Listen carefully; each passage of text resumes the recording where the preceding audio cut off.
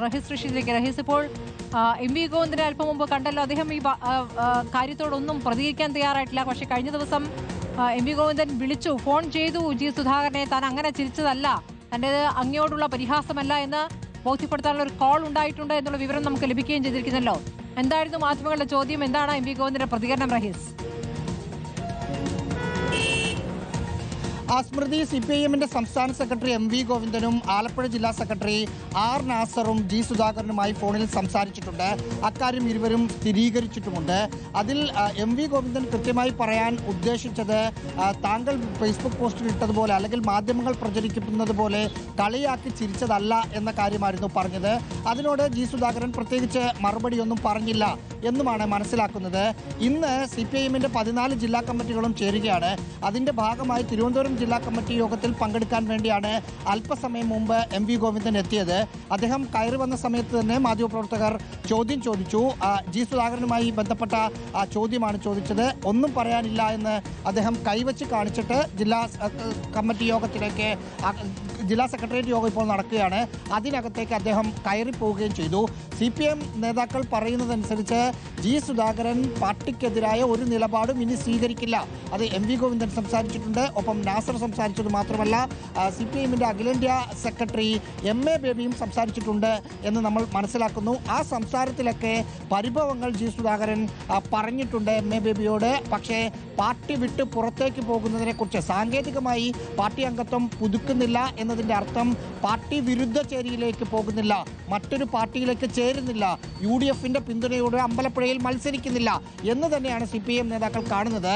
ഇന്നലത്തെ സംസ്ഥാന കമ്മിറ്റി തീരുമാനത്തിൻ്റെ കൂടി അടിസ്ഥാനത്തിലാണ് കേന്ദ്ര കമ്മിറ്റി അംഗമായ CS സുജാത ഇന്ന് അമ്പലപ്പുഴയിലെ ജി സുധാകരൻ്റെ വീട്ടിലേക്ക് എത്തിയത് എന്നാണ് നേതാക്കൾ പറയുന്നത്. അതായത് ജി സുധാകരനെ ഏതു വിധേനയും അനുനയിപ്പിച്ച് ഒപ്പം നിർത്തുക എന്ന തന്ത്രത്തിലേക്ക് CPIM പോകുന്നു.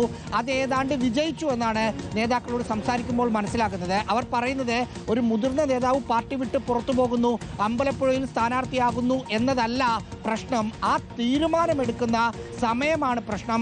ഈ സമയത്ത് അത്തരത്തിലൊരു തീരുമാനം ജി സുധാകരന്റെ ഭാഗത്ത് നിന്ന് ഉണ്ടായിക്കഴിഞ്ഞാൽ അത് നിയമസഭാ തെരഞ്ഞെടുപ്പിൽ കേരളത്തിലൊട്ടാകെ ബാധിക്കുന്ന, VS അച്യുതാനന്ദന് ശേഷം ആലപ്പുഴ കണ്ട CPIM-ന്റെ ഏറ്റവും പ്രധാനപ്പെട്ട നേതാവിനെ പാർട്ടി ചവിട്ടി പുറത്താക്കി എന്ന പ്രതീതി മൊത്തത്തിൽ ഉണ്ടാകും. അത് വലിയമായി CPM സ്ഥാനാർത്ഥികളെ, LDF സ്ഥാനാർത്ഥികളെ ബാധിക്കും എന്ന തിരിച്ചറിവിൻ്റെ കൂടി അടിസ്ഥാനത്തിലാണ് യുദ്ധകാല അടിസ്ഥാനത്തിലുള്ള രക്ഷാപ്രവർത്തനം CPM നടത്തുന്നത്.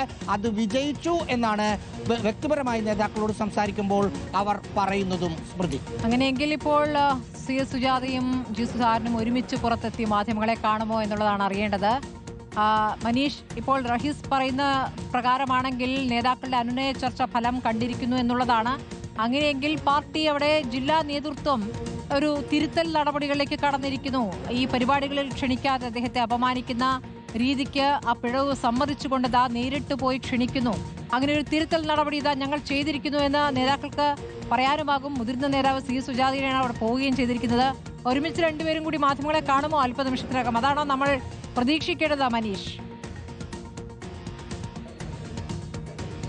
സ്മൃതി, സംസ്ഥാന നേതൃത്വം ഇടപെട്ടപ്പോൾ അനുനയ നീക്കം തുടങ്ങി എന്നത് നേരത്തെ തന്നെ അദ്ദേഹം ഒരു വാർത്താ സമ്മേളനം വീടിന്റെ മുൻപിൽ വിളിച്ചു ചേർക്കാൻ അദ്ദേഹം നേരത്തെ മാധ്യമങ്ങളോട് പറഞ്ഞിരുന്നെങ്കിലും പിന്നീട് അത് റദ്ദാക്കുകയായിരുന്നു. അങ്ങനെ ഒരു വാർത്താ സമ്മേളനം വിളിച്ചിട്ടില്ല, അദ്ദേഹം തന്നെ അത് തിരുത്തി പറഞ്ഞു. അങ്ങനെ സംസ്ഥാന സെക്രട്ടറിയുടെ ഫോൺ കോളിന് ശേഷമാണ് അത്തരം അനുനയ നീക്കങ്ങൾ സജീവമായി തുടങ്ങിയത്. അതിനുശേഷം ഇതാ ഇപ്പോൾ ജില്ലയിൽ നിന്നുള്ള സംസ്ഥാന നേതാക്കളടക്കം ജി സുധാകരനെ എത്തി നേരിൽ കാണാൻ പോകുന്നു. നേരിൽ കണ്ട ശേഷം അദ്ദേഹത്തിന്റെ പരാതികളും പരിഭവങ്ങളും കൃത്യമായി രേഖപ്പെടുത്തി ഇന്നത്തെ ജില്ലാ കമ്മിറ്റിയിൽ അത് ചർച്ച ചെയ്യും. അത് സംസ്ഥാന നേതൃത്വത്തെ അറിയിക്കും. ഇന്നത്തെ ജില്ലാ കമ്മിറ്റിയിലടക്കം സംസ്ഥാന നേതൃത്വം പറഞ്ഞതുപോലെ ജി സുധാകരനെ എങ്ങനെ അനുനയിപ്പിക്കണം, അദ്ദേഹത്തെ പാർട്ടി പരിപാടികളിലും സർക്കാർ പരിപാടികളിലും എങ്ങനെ പരിഗണിക്കണം എന്നടക്കമുള്ള കാര്യങ്ങൾ ഇന്നത്തെ ജില്ലാ കമ്മിറ്റിയിൽ സംസ്ഥാന നേതൃത്വം കൊടുത്ത കാര്യങ്ങൾ അനുസരിച്ച് അത് റിപ്പോർട്ട് ചെയ്യും. ആ വിധത്തിൽ ജില്ലയിൽ ആരാണ് ഇനി അദ്ദേഹത്തിന്റെ മണ്ഡലത്തിലടക്കം MLA ആരാകാൻ പോകുന്നത്, അദ്ദേഹത്തിന്റെ താമസിക്കുന്ന വീടിന്റെ പരിധിയിലെ ലോക്കൽ കമ്മിറ്റി സെക്രട്ടറി അടക്കമുള്ള കീഴ്ഘടകങ്ങളിലേക്ക്, മണ്ഡലം കമ്മിറ്റികളിലേക്ക് അടക്കം അതിന്റെ നിർദ്ദേശം കൊടുക്കും. എങ്ങനെ ജി സുധാകരൻ എന്ന മുതിർന്ന കമ്മ്യൂണിസ്റ്റ് നേതാവിനെ പരിഗണിക്കണം. കാരണം SFI നേതാക്കൾ അടക്കം ജി സുധാകരനെതിരെ വലിയ വിമർശനം കവിതയായും കഥയായും സോഷ്യൽ മീഡിയയിലടക്കം അദ്ദേഹത്തെ വിമർശിക്കാനിടുന്നു. അതിനെതിരെ അദ്ദേഹം പരാതിപ്പെട്ടിട്ടുണ്ടെങ്കിൽ കൂടി സംസ്ഥാന നേതൃത്വം ഇതിനു മുമ്പ് അതൊന്നും ഗൗരവത്തിലെടുത്തിരുന്നില്ല. അങ്ങനെ ആർക്കും തട്ടിക്കളിക്കാവുന്ന ഒരു പന്തായി മുതിർന്ന നേതാവ് ജി സുധാകരൻ മാറിയപ്പോഴാണ് ആ വിധത്തിൽ 5 വർഷം വർഷക്കാലം താൻ അനുഭവിച്ച അവഗണനയുടെ അദ്ദേഹം നേരിട്ട പരിഹാസത്തിന്റെ ഒക്കെ തന്നെ കാര്യങ്ങൾ ചിത്രീകരിച്ചുകൊണ്ട് അദ്ദേഹം ഫേസ്ബുക്കിൽ കുറിപ്പിട്ടത്. അതുകൊണ്ട് തന്നെ ജി സുധാകരൻ ഇനി എങ്ങനെ പരിഗണിക്കണമെന്നുള്ള കാര്യം കൃത്യമായി പാർട്ടി പ്രോട്ടോകോൾ പ്രകാരം തന്നെ അല്ലെങ്കിൽ പാർട്ടിയുടെ ചട്ടക്കൂടിൽ നിന്നുകൊണ്ട് തന്നെ ചെയ്യും. പക്ഷേ പാർട്ടിക്ക് പുറത്തു നിൽക്കുന്ന ജി സുധാകരൻ അപകടകാരിയാകും.